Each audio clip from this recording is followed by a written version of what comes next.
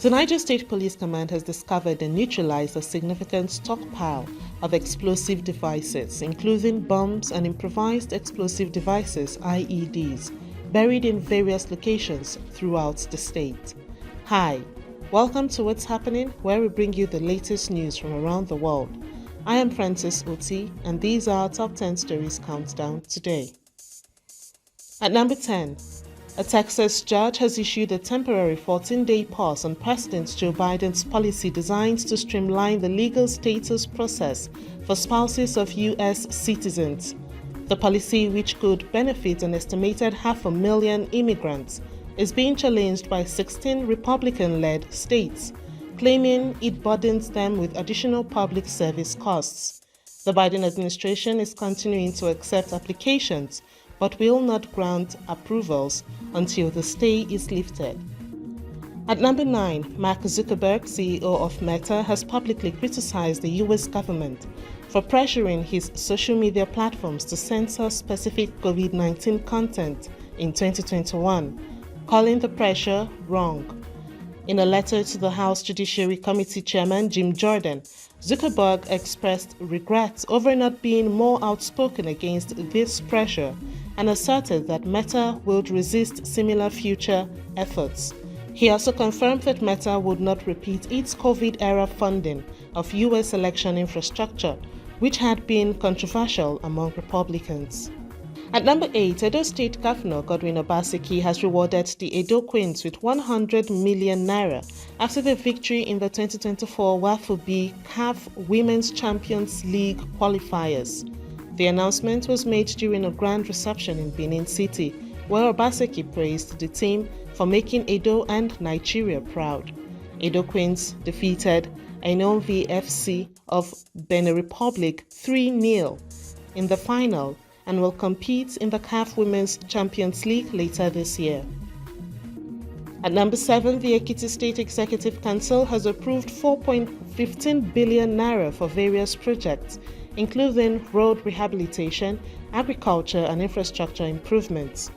The council awarded a 2.71 billion naira contract to China Civil Engineering Construction Corporation to rehabilitate the Head to Fagalu Bisiri Junction Road in Ado Ekiti, expected to ease traffic and boost socio-economic activities.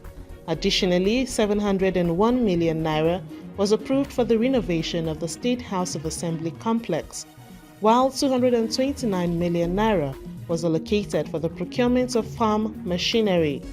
The government also sanctioned 177.9 million naira for land clearing to support the Youth in Agriculture initiative and 329.4 million naira for constructing a 100-bed hostel at Command Secondary School, Isan, Ekiti. At number 6, the Association of Local Governments of Nigeria, ALGON, has reiterated its dedication to enhancing healthcare delivery in all 774 local government areas nationwide.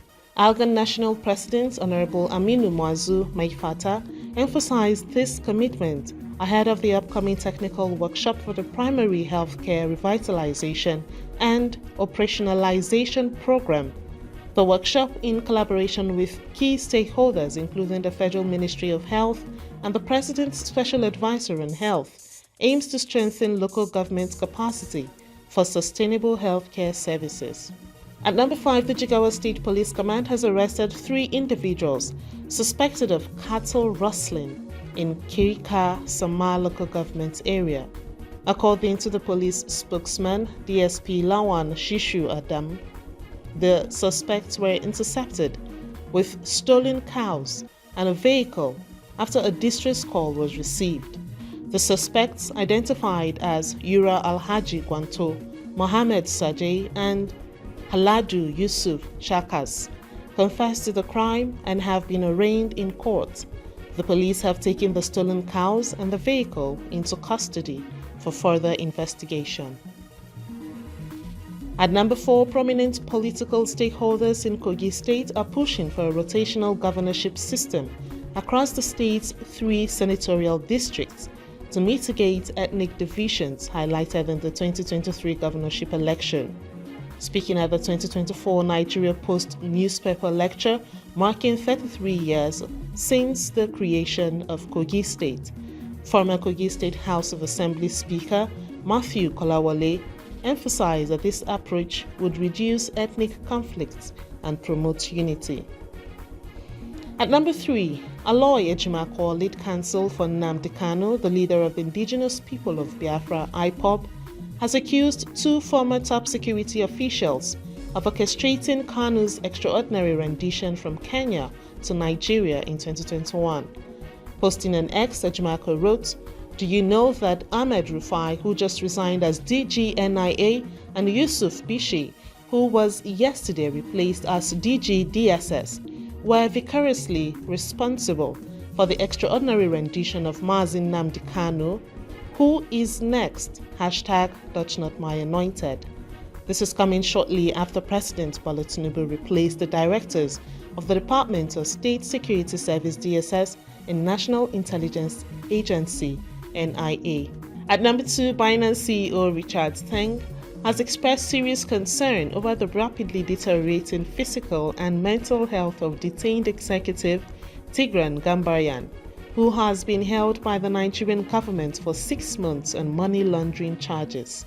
Teng revealed that Gambaryan is suffering from severe pain and is unable to walk due to a herniated disc, yet has been denied adequate medical care and access to legal counsel. Despite a court order, the Nigerian government has failed to provide Gambaryan's medical records, raising fears about the long-term impact of his detention. Teng has called for Gambaryan's release on humanitarian grounds to allow him to receive proper medical treatment in the US. Finally, at number 1, the Niger State Police Command has discovered and neutralized a significant stockpile of explosive devices, including bombs and improvised explosive devices (IEDs), buried in various locations throughout the state. Suspected to have been hidden by terrorists and bandits, these explosives were found in Galadima, Kogo, Mutundaya, and Beganu, and were neutralized on August 22, 2024, behind Zuma Rock in Suleja. The command's spokesman, Wasiu Abiodun, Tuesday said the operation involved a coordinated effort with other security agencies. That's all for today. You can get the full stories on our website and follow us on all social media handles to join the conversation. See you next time on What's Happening.